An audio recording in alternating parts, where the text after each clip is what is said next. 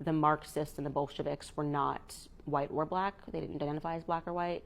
And so, but that will get you into tricky territory when you start acknowledging Karl Marx.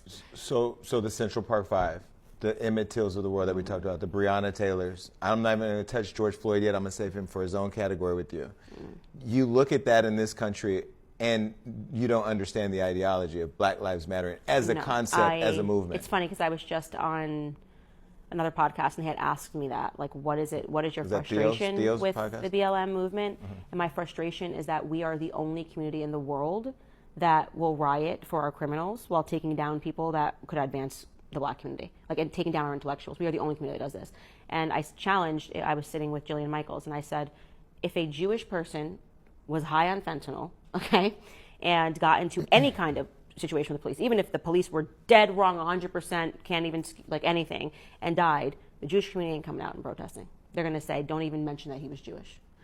An Asian person, you get an Asian community, if there's an Asian guy and he's high on fentanyl and it happened to an Asian person, the Asian people would be whooping his butt, like, because they, Asian moms are dead ass. They're very, very serious people. They are very hard on their children. We are the only community that is just ride or die for our We're the only community drug that was addicts enslaved in this country. But no. And the reverse of that is even more stunning. And we attack the people that are the intellectuals. So we call Dr. Ben Carson an idiot. He's a literal neurosurgeon. He's a literal brain surgeon. And we call him stupid and we call him a race traitor. We call Clarence Thomas. He's a race traitor. Clarence Thomas is the biggest coon in the court system. I know you ain't going.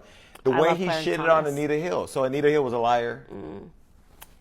Okay, we can keep going and you can keep trashing all the intellectuals. No, I'm just asking. Thomas Sowell, Shelby Steele, Condoleezza Rice. The community is just never going to get ahead when we put up billboards and T-shirts of drug dealers and people that are drug addicts, and we denigrate people that are the greatest intellectuals who have come up from absolutely nothing. Condoleezza Rice, I like Condoleezza. I'm not.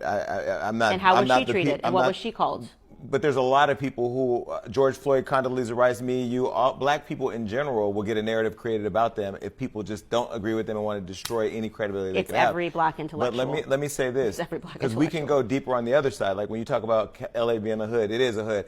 But the reality is in a lot of our communities, marginalized communities, you know that there's not an equality when it comes to opportunity access to healthcare, to healthy foods. I'm literally the vice mayor of a city right now in a district that doesn't have the basic necessities that you can find right outside these doors or maybe in your neighborhood. And everybody that lives in that community looks like me. So the strategic oppression, no matter what lens you look at it through, is a real thing in this community that I grew up. I just don't see how the black community can get ahead when every single black intellectual is denigrated and rejected by the community and called a race traitor. But I agree. But if it's LeBron James and someone plays basketball, it's amazing. If somebody sings and twerks, it's amazing.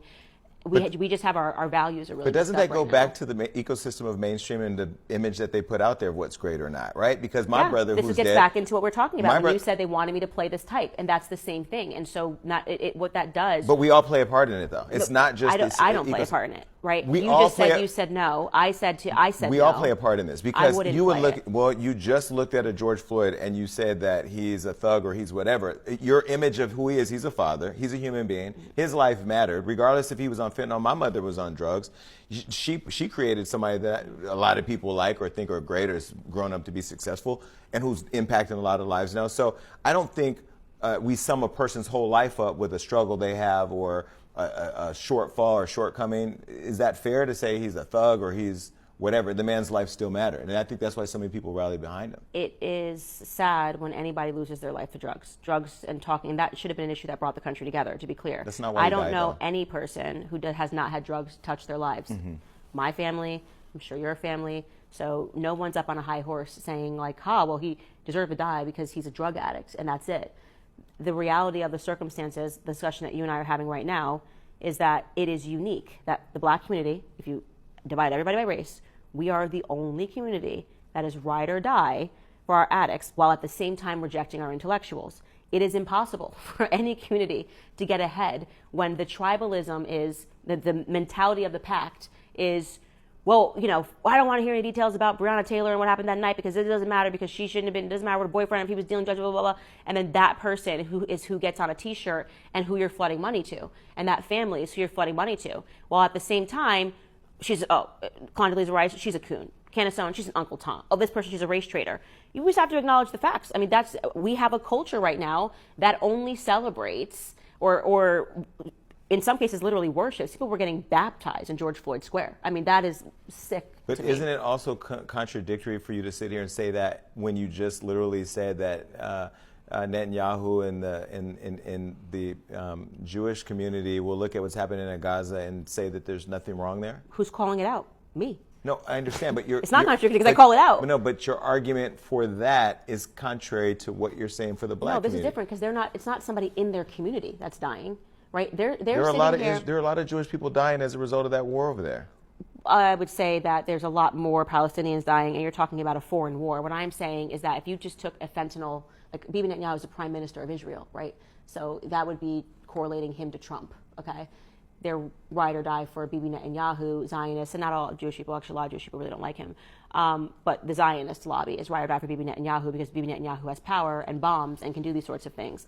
So it's not the same to correlate Bibi Netanyahu to George Floyd. And like what I'm saying is that you're a regular addict. You just wouldn't see it. That's just a fact. You have never seen it. They would never do this because they demand more excellence in their